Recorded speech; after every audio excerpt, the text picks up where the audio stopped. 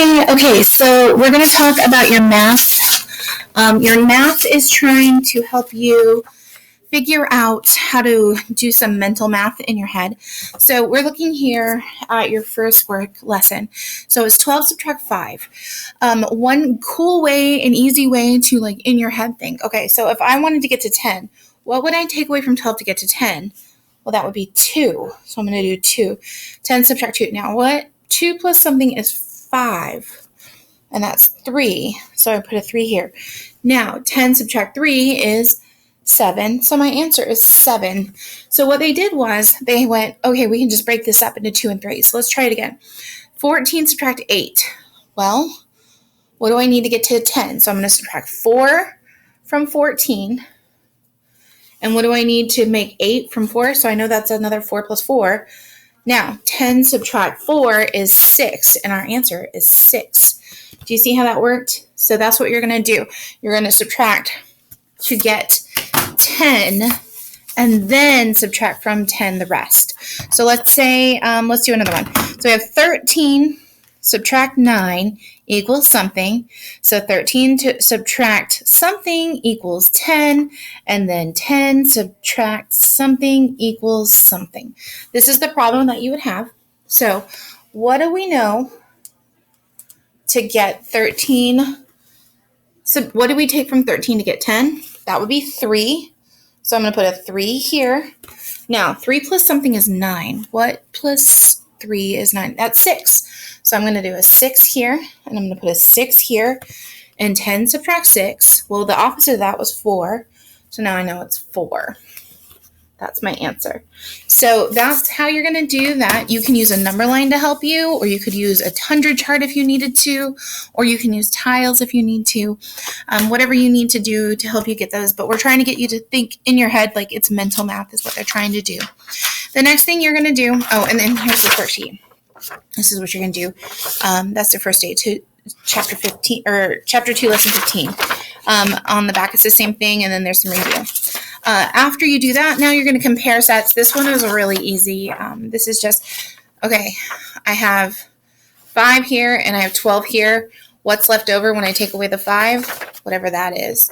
So that's what you're going to do there. It's not too bad. I think you can do that really easy. Same thing here. Just cross out these ones, and then whatever's left is your answer. And then today we did, yesterday we did relative facts. So when you have a fact family, like you have 6, 9, and 15, you know that 6 plus 9 equals 15, 9 plus 6 equals 15, 15 subtract 9 equals 6, 15 subtract 6 equals 9. That is a fact family, just like that. So you just would look at those ones and you'll say, okay, this is what I'm going to do. I have these 3 numbers right here, 6, 9, and 15. Now, let's put them in fact families. You can't just make it up. You have to go with the ones that actually work. So let's try another one. We've got 5, 8, and 13. Those are your fact families. So first you're going to have 5, and then you're going to add 8, and you're going to get 13, and then you're going to have 8 and 5 equals 13, and then you're going to take 13 in the last 2, and you're going to subtract from 13, because we always subtract from the largest number, not the small number. So 13, and if we subtract 5 first, then your answer is 8, because you were using 13, 5, and 8. And then if you subtract 8, then you're going to have 5 left over, like this. So do you see how all I did was I just added and subtracted the 3 numbers we used? It's not too bad. And then after fact families, then we're subtracting, using subtraction to check our work. It's not too bad. So what you would do is you would say 13 subtract 8 equals something. Now, what I would do is I would count backwards. So I'd say 13 and then count backwards. 13, 12, 11, 10, 9, 8, 7, 6, 5. Okay, so I know that that's 5 because 13 subtract 8 is 5. Now, I'm going to check that. 5 plus 8 equals 8, 9, 10, 11, 12, 13. So my answer is 13. Checking to make sure that you get the same thing. Are those fact families? Yes, they are. And then if you needed to do that, you have those here on the back. this was a little tricky. So you're going to look at, you have 5 plus 6 equals something, 13 equals something plus 6. So you're going to figure out what those are, and then you're going to match right here in this section. You're going to match the fact families here. So you might see one that is similar to another one. So like 8 plus something is 14. 14 equals 6 plus something.